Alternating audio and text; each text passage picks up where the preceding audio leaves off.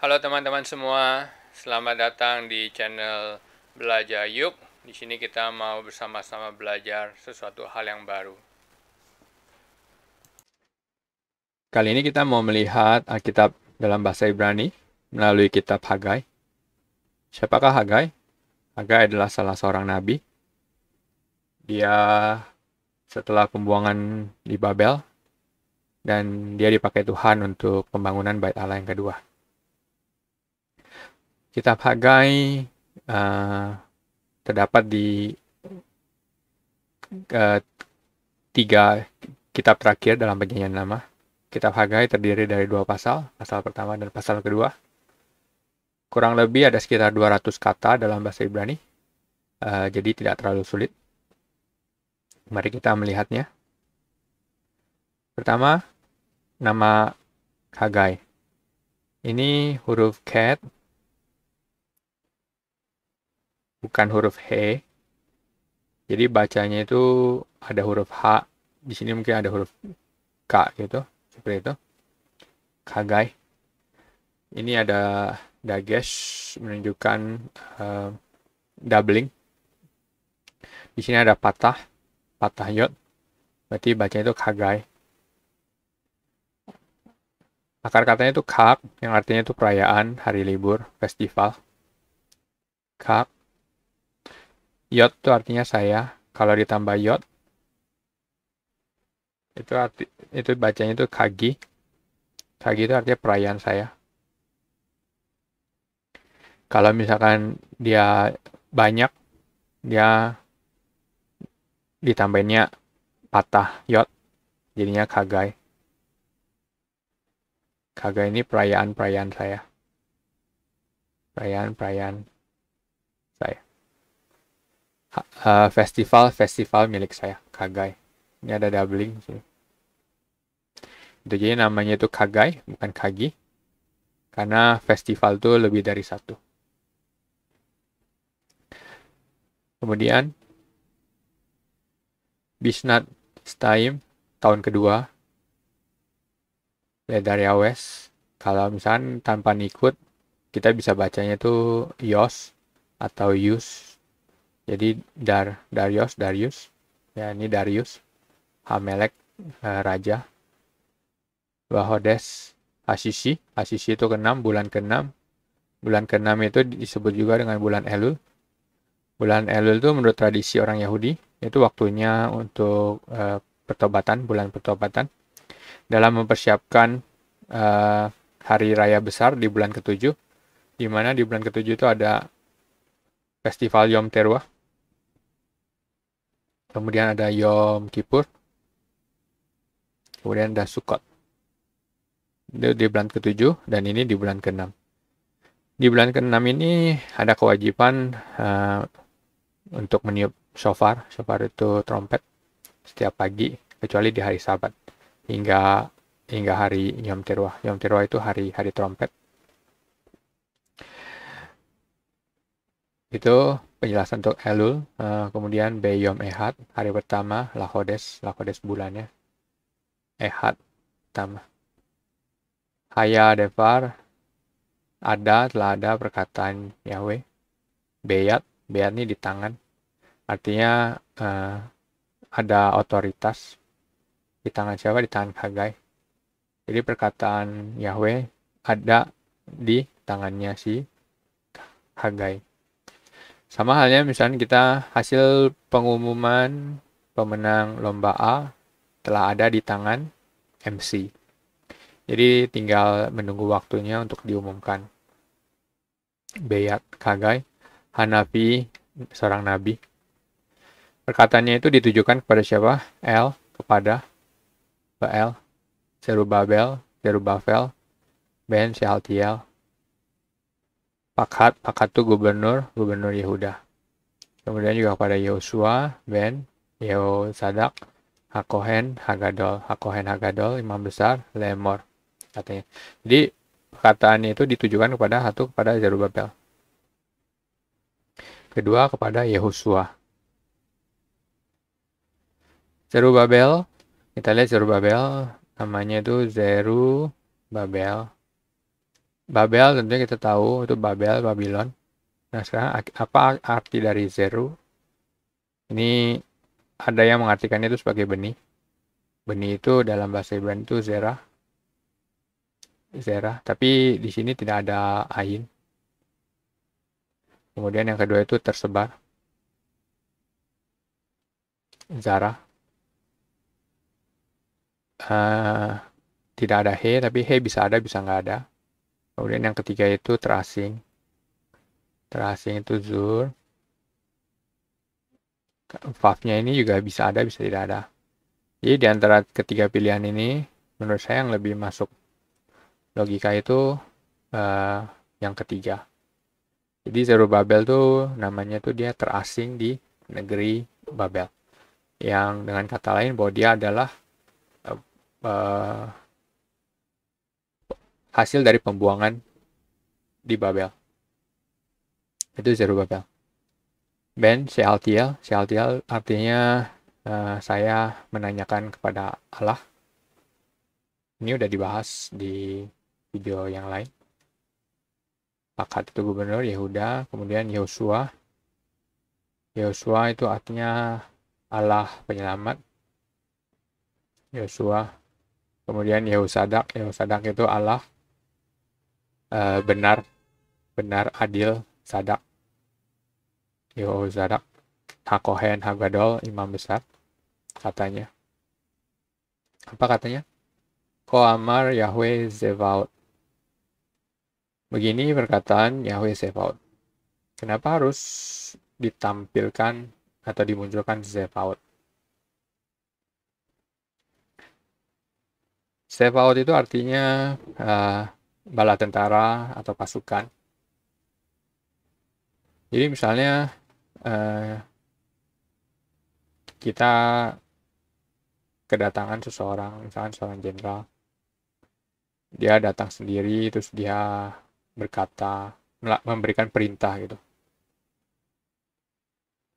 Mungkin kita belum tentu kita akan mendengarkannya, karena dia datang seorang diri, jenderal, walaupun jenderal tapi seorang diri.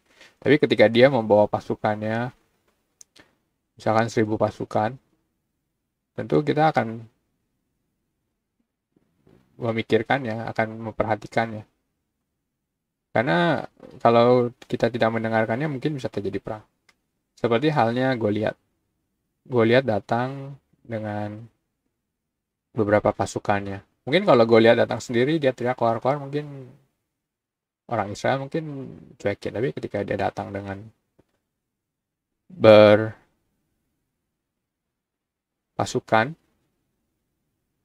yang membuat orang Israel ketakutan dan mau mendengarkan perkataannya. Kurang lebih seperti itu. Yahweh Sevaot. Jadi Yahweh Sevaot ini kalau kita tidak mau mendengarkan dia, ya sebenarnya itu haknya kita gitu. Dia pun juga Yahweh bisa menyuruh tentaranya, malaikatnya untuk melakukannya. Tapi sekali lagi, Yahweh Sevaot ketika dia berbicara, tentunya kita harus mendengarkannya. Lemah. Ha'am, Haze, bangsa, Ha'am, Ze, ini bangsa ini, Amru telah berkata. Lo et bo. Lo itu bukan, tidak. Et itu waktu. Berarti bo ini datang.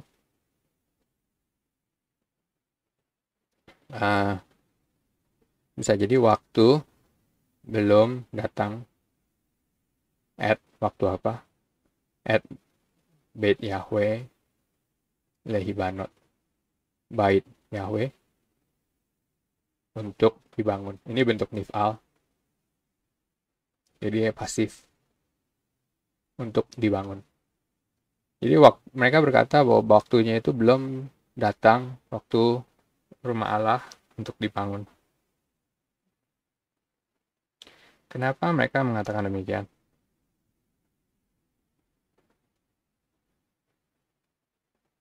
Mungkin kita lihat di ayat kemudian. Wa'idafar Yahweh Beyat Kagai Hanafi Lemor. Jadi perkataan dafar ini ada di tangan Hagai. Ha'et lakem atem. Waktunya bagi kalian. Ini juga sama atem, kalian. Berarti ini menunjukkan suatu kayak keseriusan. Waktunya bagi kalian masing-masing.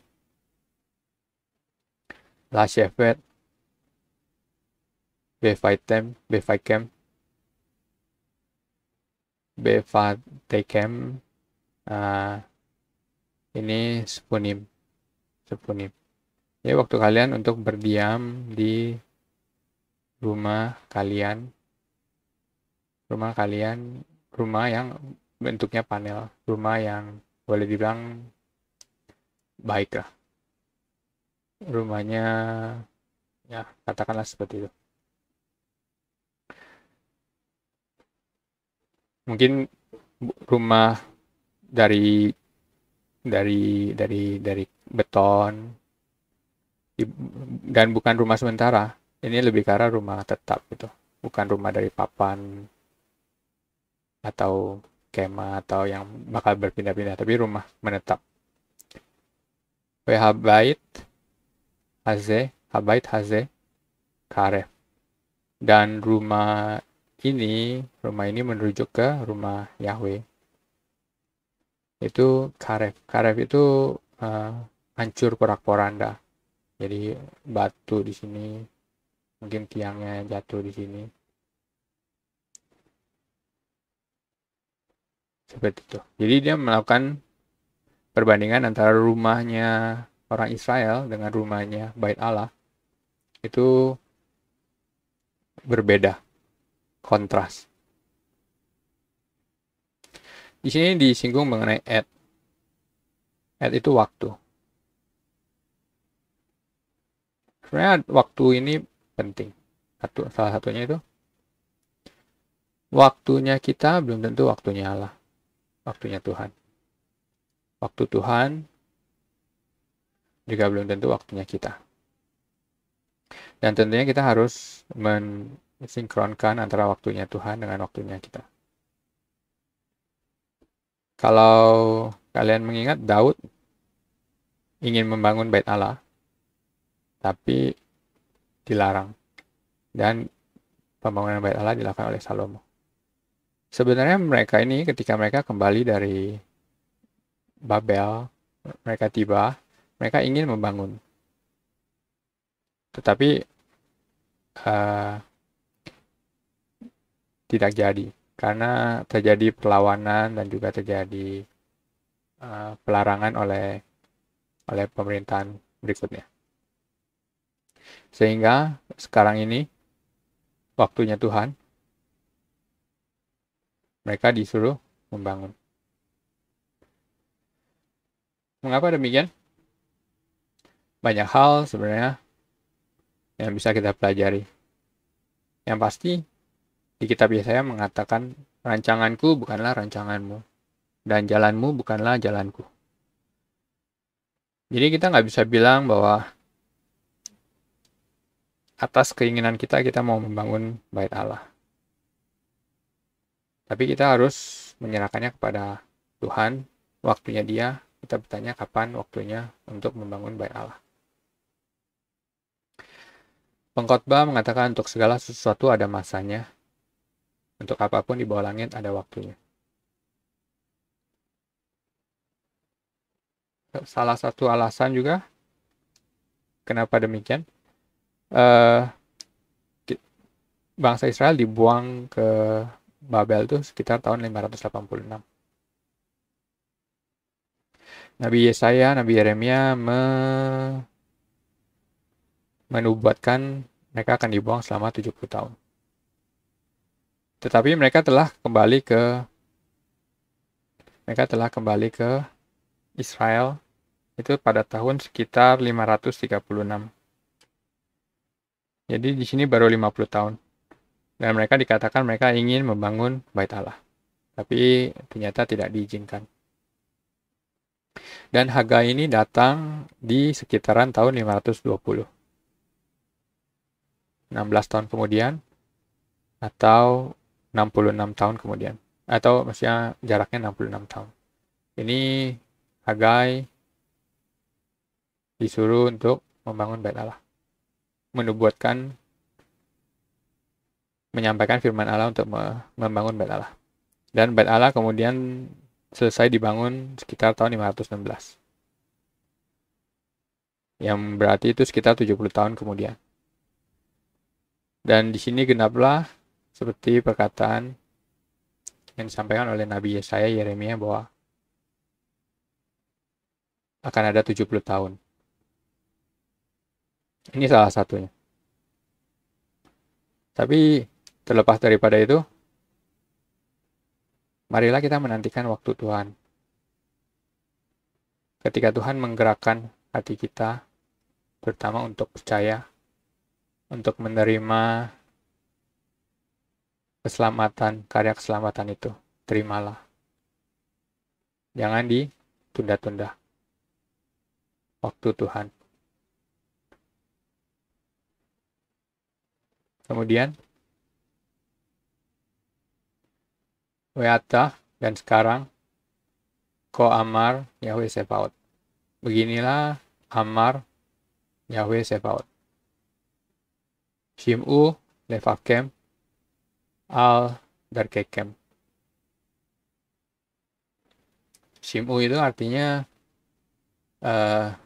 letakkan. Letakkan.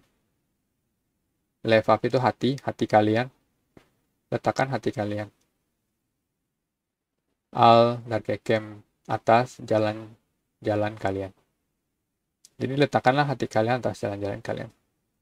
Di sini bicara hati, kemudian di sini bicara jalan. Jadi bagaimana kita harus berjalan.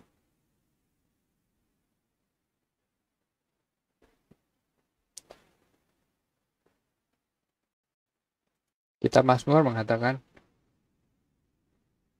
berbahagialah orang-orang yang hidupnya tidak bercelah, yang hidup menurut Taurat Tuhan. Berbahagialah orang-orang yang memegang peringatan-peringatannya, yang mencari Dia dengan segenap hati. Yang juga tidak melakukan kejahatan, tetapi yang hidup menurut jalan-jalan yang ditunjukkan. Ini menunjukkan bagaimana cara kita hidup menurut jalan-jalan yang ditunjukkan oleh Tuhan. Sekarang apa yang harus diletakkan? Shimu Levavkem Al Darkekem. Seratem, ini benih. Kalian menabur banyak, harbe, banyak. WHV, meat. HV itu membawa masuk, membawa datang. Bisa juga membawa pulang. Di sini ada kata harbe itu artinya banyak. Ini artinya meat itu sedikit. Jadi dia ada kontras di sini antara banyak dan di sini ada sedikit. Menabur banyak tetapi membawa pulangnya sedikit. Akol wen lesafea. Makan.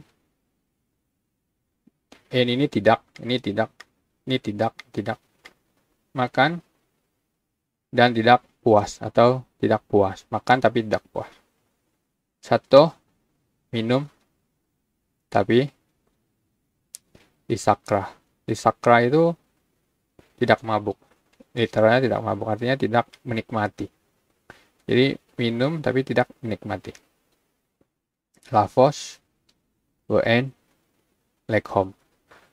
Lekhom itu, lavos itu berpakaian tapi tidak hangat loh padanya. Jadi di sini dikatakan menabur banyak tapi hasilnya sedikit. Makan tapi tidak puas. Minum tapi tidak mabuk, tidak puas. berpakaian tapi tidak hangat. Kemudian yang terakhir, WH mistaker, el-zeror, nakuf. Hamis taker tuh orang yang pekerja upahan. Menerima upah pada kantong zeror nakuf. Nakuf itu bolong-bolong. Jadi dia menerima upahnya, tapi dimasukkannya ke dalam kantong yang bolong. Kita tahu kalau kantong yang bolong akan terjatuh. Jadi hasilnya dia akan terjatuh dan hilang ya di jalan atau bagaimana. Itu. Jadi di sini ada sesuatu ungkapan ketidakpuasan.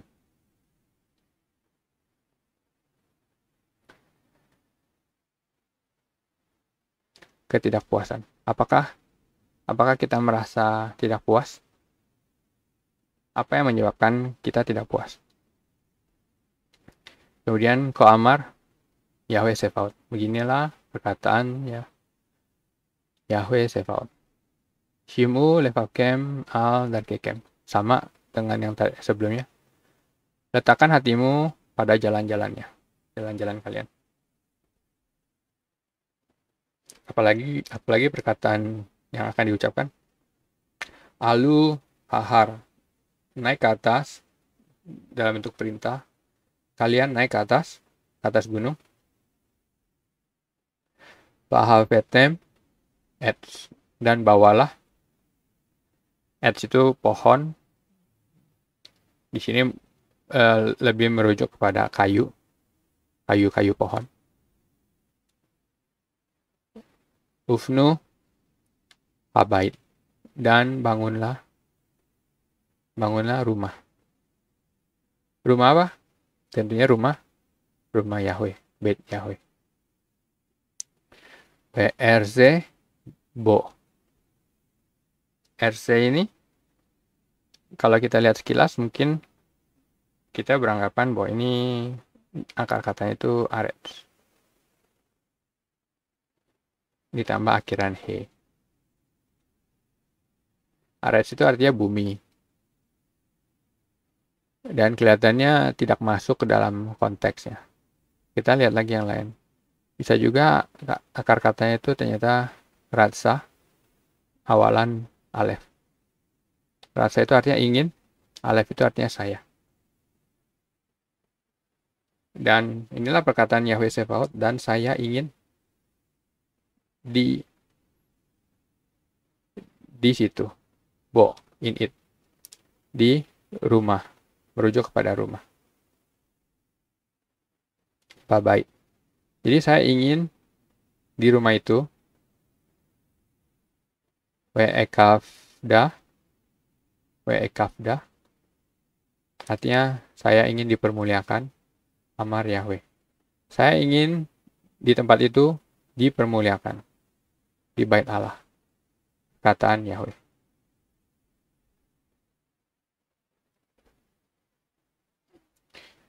Jadi ini kata dasarnya itu kavod, kemuliaan. Apakah kita memuliakan Allah? Ataukah justru kita memuliakan diri kita sendiri? Melalui membangun rumah yang bagus, ataukah Allah? Kemudian di ayat berikutnya, Pano el harbe. Pano itu kayak tengok atau ya ini pana itu artinya muka, wajah. Jadi disuruh kayak menoleh. Tolelah harbe, banyak. Pehine, tapi lihatlah. Limat, menjadi sedikit. Jadi kita melihat sebentar banyak, tapi ternyata menjadi sedikit.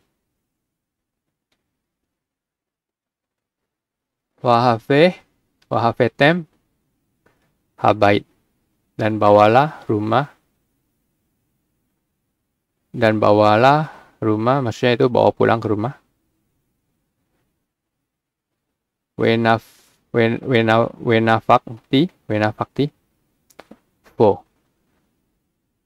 Wenafakti fo, dan saya menghembuskannya, saya meniupnya. Jadi walaupun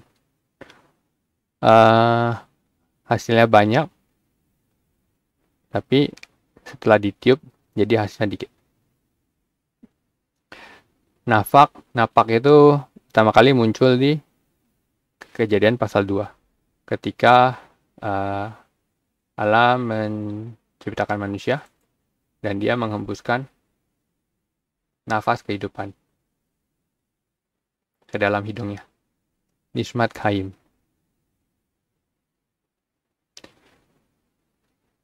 Di sini arti katanya tentunya bertolak belakang dengan kitab Kejadian. Kejadian itu memberikan kehidupan, menghembuskan untuk memberikan kehidupan, tapi di sini menghembuskan untuk seperti menjadi sia-sia atau berkurang. Ya'an me, kenapa? Ya'an me itu lebih seperti membutuhkan suatu jawaban. Gara-gara apa? Mungkin secara slang dia artikan gara-gara apa? Neum itu deklarasi. Neum Yahweh Sebaot. Ini bukan perkataan biasa, tapi suatu deklarasi yang ada arti khususnya. Contohnya misalkan deklarasi kemerdekaan. Seperti itu. Jadi bukan hanya perkataan biasa yang diucapkan, tapi ada suatu ketegasan di dalam percakapannya, deklarasi.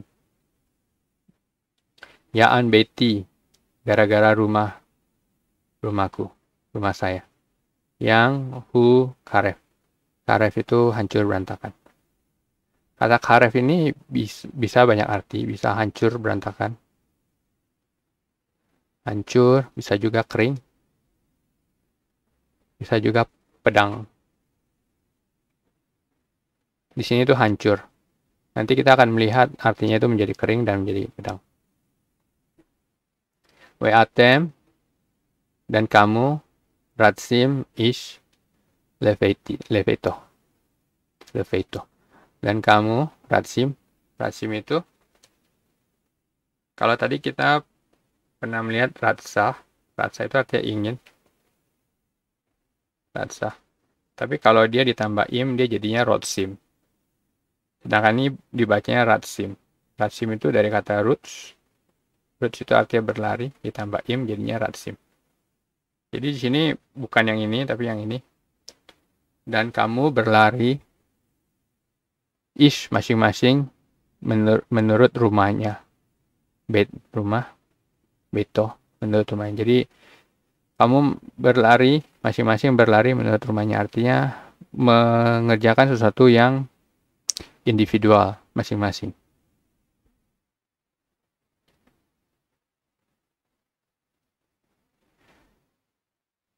Kemudian di ayat berikutnya, Alken, benarlah demikian. Alekem, atas kalian. Kaleu.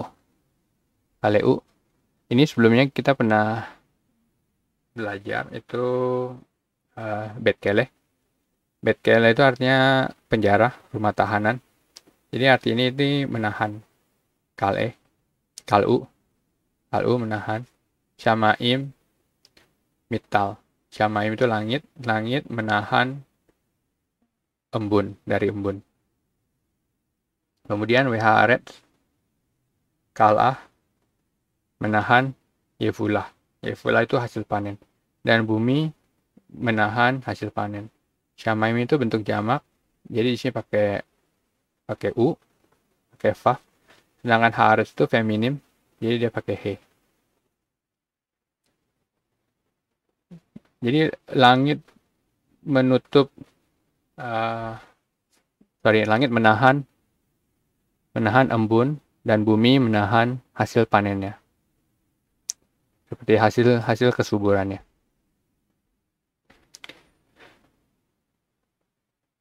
Wa ekra, saya memanggil koref. Nah ini kekeringan. Kekeringan, atas apa? Ini atas, ada banyak. 1, 2, 3, 4, 5, 6, 7, 8, 9, ada 9.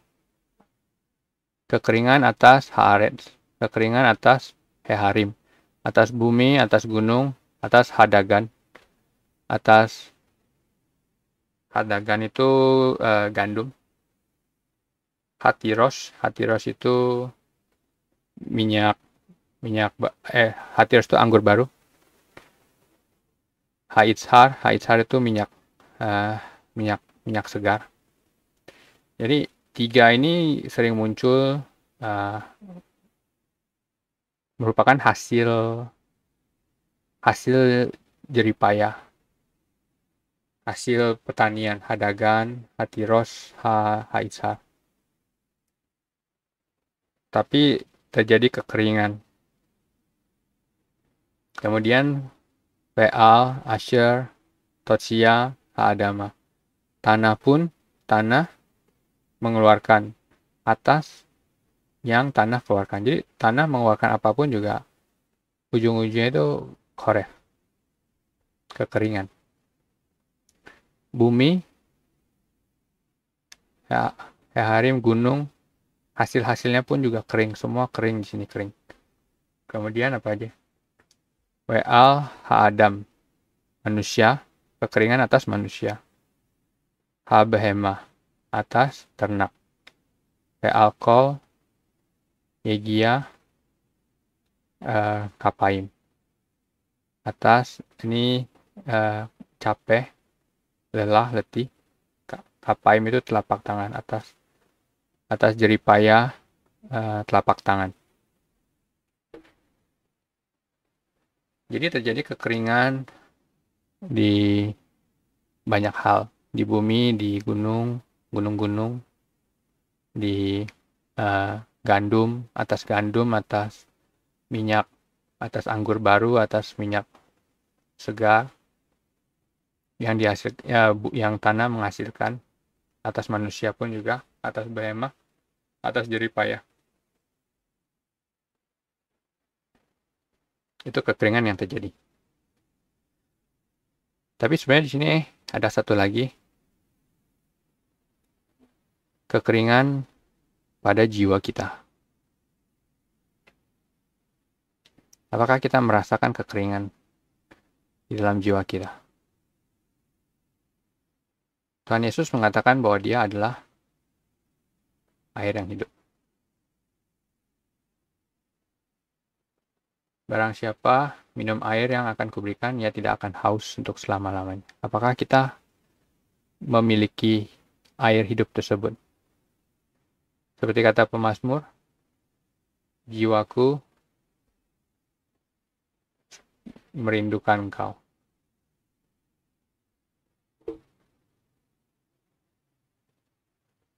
Seperti rusa yang merindukan sungai yang berair, demikianlah jiwaku merindukan Engkau. Air hidup. Tentunya air hidup bisa mengatasi kekeringan.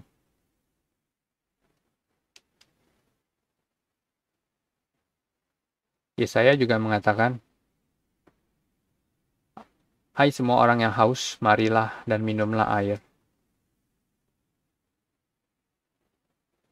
Dan di situ juga dikatakan, mengapakah kamu belanjakan uang untuk sesuatu yang bukan roti, dan upah jeripayahmu untuk sesuatu yang tidak mengenyangkan?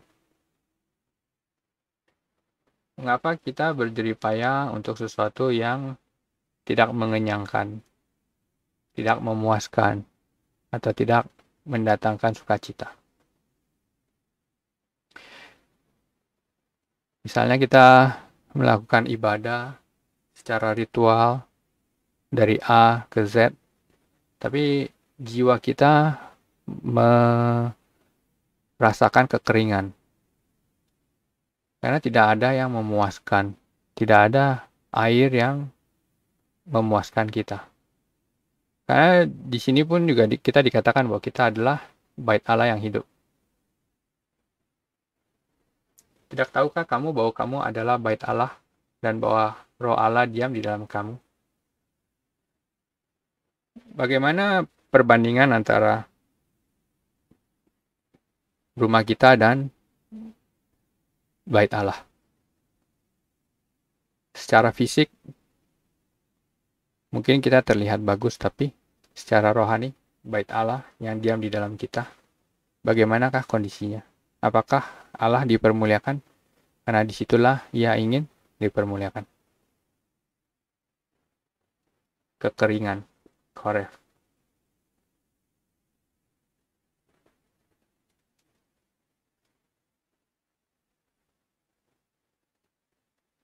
Kemudian kita lanjutkan, wa ismah, dan dia mendengar. Siapa yang mendengar?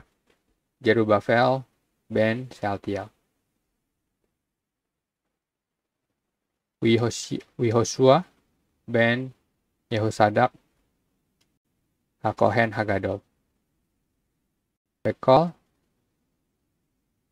She'erit Ha'am. Jadi Zerubabel mendengar, Yehosua juga mendengar, dan seluruh bangsa yang tersisa juga mendengar. Tapi ada satu pertanyaan. Di sini ada 3 orang, tapi di sini itu dia tunggal, 3 EMS. Artinya apa? Artinya ketiga orang ini melakukannya itu secara ehad, secara bersatu, ehad. Jadi dari sini pun kita bisa belajar sesuatu. Yahweh ehad, Eloheinu, Allah kita itu ehad. Ehad itu walaupun satu, bersatu, tapi bisa terdiri dari beberapa pribadi. Allah Bapa, Allah Anak, dan Allah Roh. Bukan berarti 3 Allah, tapi satu Allah, 3 pribadi. Sama halnya dengan mereka, satu kesatuan, tetapi ada Zerubabel, ada Yehosua, dan ada sisa-sisanya, bangsa yang tersisa. Apa yang mereka dengar? Apa yang dia dengar? Rekol Yahweh Elohim. Jadi suara Yahweh Allah mereka.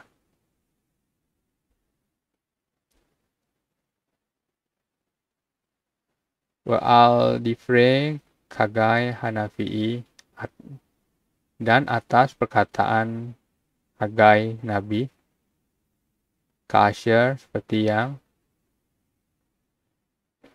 selaku Yahweh Elohim, yang Tuhan Yahweh Allah mereka. Salah ini artinya kirim atau utus. Seperti yang Yahweh Elohim selaku. Sorry, ini bukan selaku, tapi selako. Kalau ko itu artinya dia, mengutus dia. Ini sebagai objek. Tapi kalau selaku itu artinya menunjukkan mereka jamak. Jadi ini selako. Yahweh Allah mereka mengutus dia. Mengutus siapa? Mengutus Hagai. Wa'iru. Nah, ini menunjukkan mereka. Wa'iru. Wa'iru itu takut. Bukan sesuatu yang takut karena ketakutan, tapi lebih ke arah takut karena respect. Dan mereka respect. Dan mereka mendengar perkataan itu, suara Yahweh. Dan mereka pun juga mentaatinya, respect. Siapa? Ha'am mifne Yahweh. Bangsa dari hadapan Yahweh. Jadi mereka mendengarkan dan mereka taat. Pairu ha'am mifne Yahweh. Wayomer kagai malak.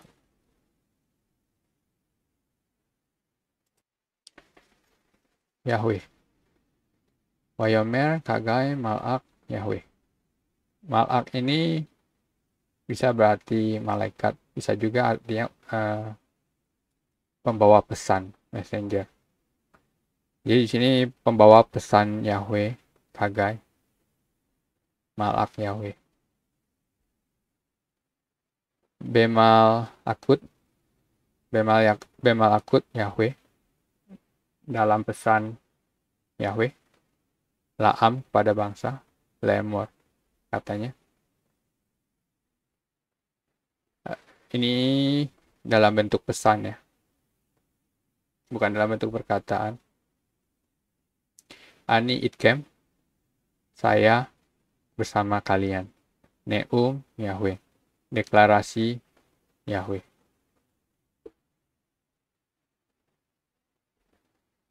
Ani itkem. Kemudian waya'ar Yahweh, dan Yahweh ini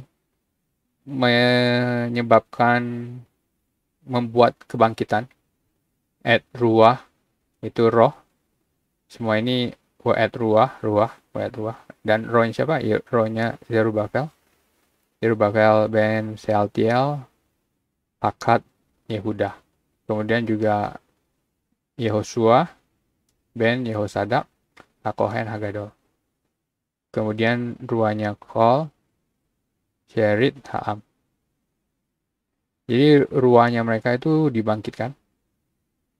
Dan Yahweh membangkitkan, membuat roh mereka bangkit. Payabou, kemudian Payaasu,